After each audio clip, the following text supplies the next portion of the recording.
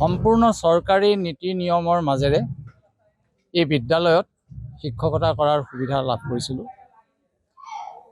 অৱসৰ গ্ৰহণ কৰাৰ ক্ষেত্ৰত মোৰ অকণো দুখ নাই আৰু কালিলৈকে মোৰ যিটো অৱস্থা, আজি কিন্তু মই বহুতখিনি যে মোৰ ডাঙৰ অসুখ এটা ভাল হৈছে তেনেকুৱা অনুভৱ কৰিছোঁ।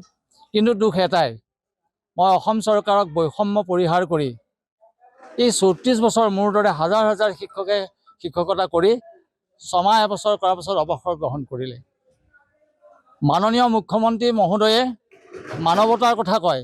মই তেখেতক এই মঞ্চৰ পৰা অনুৰোধ কৰিছোঁ, আপোনাৰ মানৱতা সেইসকল শিক্ষকৰ তালিকাভুক্ত কৰক। আপুনি পিতৃ মাতৃ প্ৰণাম কৰিবৰ কাৰণে আঁচনি যুগুত কৰিছে। আজি ১২০০ টকা ৫০০ টকা পেঞ্চনেৰে কিদৰে সংসাৰ পুহিছে এবাৰ আপুনি অনুভৱ কৰক। যদি মুখ্যমন্ত্ৰী মহোদয় আপুনি যদি এই দুৰ্ভগীয়া শিক্ষকসকলৰ কথা অনুভৱ কৰিব নোৱাৰে, এই খাৱে আপোনাক তিল তিলকৈ এদিন ভবাই তুলিব, তেতিয়া কিন্তু সময় অতীত হৈ যাব। মই আজি এই বিদায়খনত মুখ্যমন্ত্ৰীক এটা আহ্বান জনাইছোঁ, অসমৰ শিক্ষক সমাজৰ কথাখিনি তেখেতে এবাৰ ভালদৰে অনুভৱ কৰক।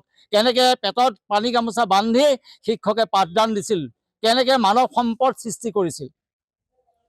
গতিকে এই ৰাজহুৱা খণ্ডৰ বিদ্যালয়সমূহৰ যি সমস্যা আহিছে, এই সমস্যাখিনি সমাধান কৰক।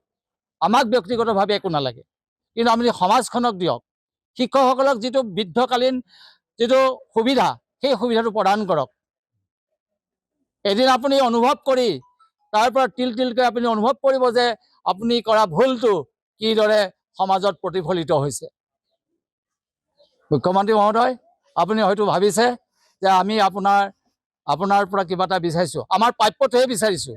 আমি আনৰ প্ৰাপ্য আমাক কাঢ়ি ল'ব বিচৰা নাই। গতিকে এইখিনি মোৰ আজি অৱসৰকালীন সময়ত অসমৰ মোৰ দৰে যিসকল দুৰ্ভগীয়া শিক্ষক আছে তেখেতসকলৰ হুমুনিয়াটো মই প্ৰকাশ কৰিছোঁ। সম্পূৰ্ণ চৰকাৰী নীতি নিয়মৰ মাজেৰে এই বিদ্যালয়ত শিক্ষকতা কৰাৰ সুবিধা লাভ কৰিছিলোঁ। অৱসৰ গ্ৰহণ কৰাৰ ক্ষেত্ৰত মোৰ অকণো দুখ নাই আৰু কালিলৈকে মোৰ যিটো অৱস্থা, আজি কিন্তু মই বহুতখিনি যে মোৰ ডাঙৰ অসুখ এটা ভাল হৈছে তেনেকুৱা অনুভৱ কৰিছোঁ। কিন্তু দুখ এটাই, মই অসম চৰকাৰক বৈষম্য পৰিহাৰ কৰি এই ৩৪ বছৰ মোৰ দৰে হাজাৰ হাজাৰ শিক্ষকে শিক্ষকতা কৰি ছমাহ এবছৰ কৰাৰ পাছত অৱসৰ গ্ৰহণ কৰিলে। মাননীয় মুখ্যমন্ত্ৰী মহোদয়ে মানৱতাৰ কথা কয়। মই তেখেতক এই মঞ্চৰ পৰা অনুৰোধ কৰিছোঁ, আপোনাৰ মানৱতা সেইসকল শিক্ষকৰ তালিকাভুক্ত কৰক। আপুনি পিতৃ মাতৃ প্ৰণাম কৰিবৰ কাৰণে আঁচনি যুগুত কৰিছে।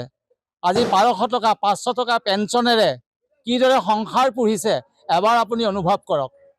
যদি মুখ্যমন্ত্ৰী মহোদয় আপুনি যদি এই দুৰ্ভগীয়া শিক্ষকসকলৰ কথা অনুভৱ কৰিব নোৱাৰে, এই খাৱে আপোনাক তিল তিলকৈ এদিন ভবাই তুলিব, তেতিয়া কিন্তু সময় অতীত হৈ যাব। মই আজি এই বিদায়খনত মুখ্যমন্ত্ৰীক এটা আহ্বান জনাইছোঁ, অসমৰ শিক্ষক সমাজৰ কথাখিনি তেখেতে এবাৰ ভালদৰে অনুভৱ কৰক।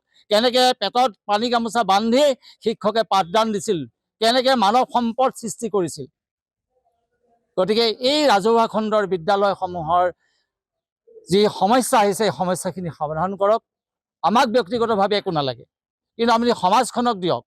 শিক্ষকসকলক যিটো বৃদ্ধকালীন যিটো সুবিধা, সেই সুবিধাটো প্ৰদান কৰক।